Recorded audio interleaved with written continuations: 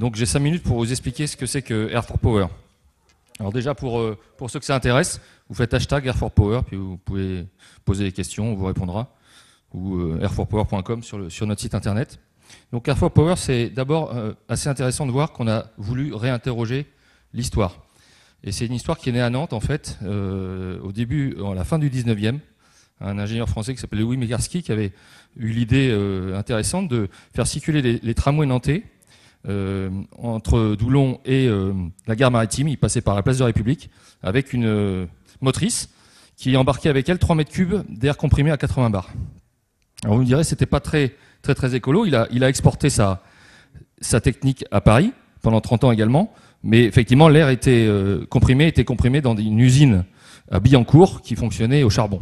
Donc c'était pas énergie renouvelable, mais il y avait quand même une idée d'avoir la compression comme un élément de stockage de l'énergie. Donc on a regardé ça, puis on a questionné grandement cette idée. Et puis, on voit bien aussi que dans les villes comme Nantes, Amsterdam, Barcelone, il y a toutes ces questions de l'énergie en ville. 80% de ce qu'on consomme et ce qu'on jette, c'est en ville. Donc il faut arriver à trouver des solutions. Et je dis souvent, il y a 1 million, entendez bien, 1 million d'habitants en plus par mois dans les villes. Ça paraît dingue, mais donc si on ne trouve pas des solutions, notamment en termes d'énergie, ça va aller grandement mal pour le climat. Et on voit déjà des effets encore hier sur la dégradation du climat. D'autant plus que si vous regardez, aujourd'hui, dans le monde, 75% de l'énergie qu'on consomme, c'est fossile. Et pour compléter ce que disait M. Auriol tout à l'heure, à la fois la loi de transition énergétique nous demande de faire plus 30% de NR, mais ce qu'elle nous demande aussi, c'est de faire moins 40% de gaz à effet de serre et aussi de baisser le nucléaire. Alors, il y a plusieurs discours, il y a moins 40, il y a moins 50. Mais enfin, si on doit faire moins de GS, moins de nucléaire, il faut faire plus de NR.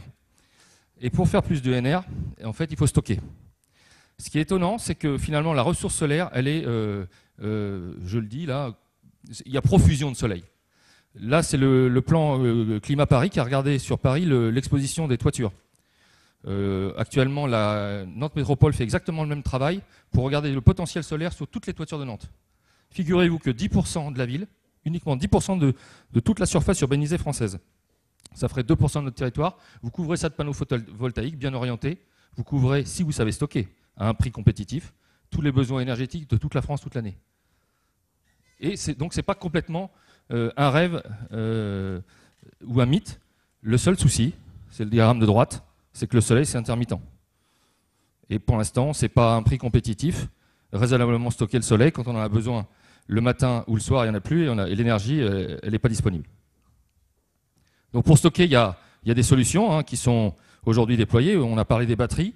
Il y a la filière hydrogène, la filière STEP, le stockage, pompage, turbinage d'eau. Les volants d'inertie, il y a quelques startups qui démarrent aussi en France. Nous, on s'est intéressé à, justement, je vous le disais tout à l'heure, l'air comprimé.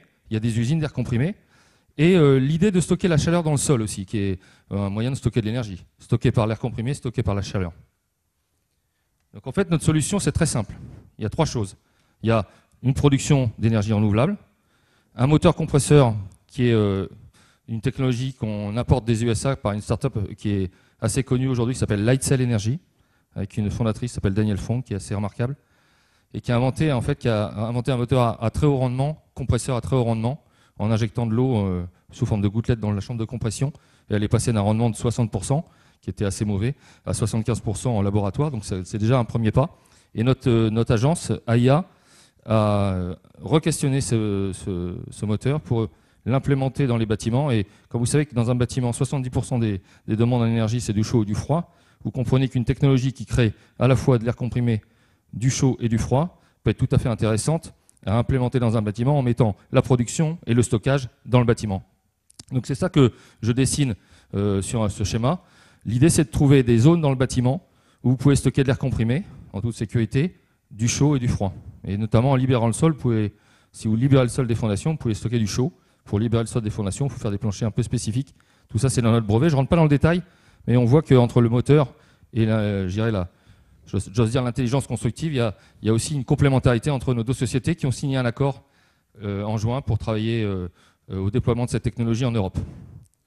Donc Air4Power, si je résume, c'est 0 déchet parce que on émet... vous avez pratiquement écoulé votre temps. Voilà, j'ai fini. C'est 0 déchet. C'est sans risque pour la santé, puisque c'est l'air qu'on respire. C'est carbone zéro, à part le moteur et les réservoirs. C'est renouvelable à l'infini.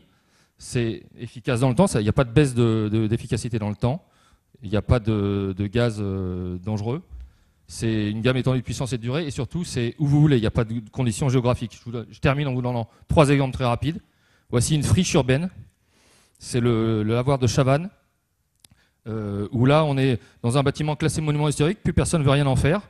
Ben, typiquement, on pourrait imaginer une centrale de stockage d'air comprimé dans ce bâtiment, parce que l'air comprimé, c'est pas lourd. Et on pourrait très bien imaginer un musée de l'énergie avec. Voilà. On peut réinterroger des friches urbaines avec cette technologie-là. On produit de l'air en toiture, de l'énergie en toiture, et on stocke dans l'air comprimé qui peut être mis dans des réservoirs, comme je le montre en bas, à peu près partout, puisque c'est pas lourd. Avant-dernier exemple, une tour qui n'est plus intéressante, puisque c'est un 24 étages, IGH. Il faudrait mettre un pompier en permanence, c'est la nouvelle réglementation incendie. On enlève 6 niveaux, on met de l'air comprimé dans le dernier niveau, on n'a plus que 18 étages, on n'est plus IGH, et c'est une tour énergétique. Ça, c'est un concours qu'on a rendu et on attend le résultat, mais cette tour est vendue 1 €. Donc on peut en faire quelque chose avec une technologie avancée. Là, vous voyez un bâtiment où on a dessiné en BIM l'intégration de cette technologie, et en fait, c'est ce bâtiment. Donc une fois qu'on est dedans, on ne se rend pas compte, mais ça peut être un bâtiment qui nous donne de l'énergie pour les 3 autres qui sont autour de lui, à peu près de la même taille. Voilà, des images un peu plus prospectives, et je vous remercie. Merci à vous.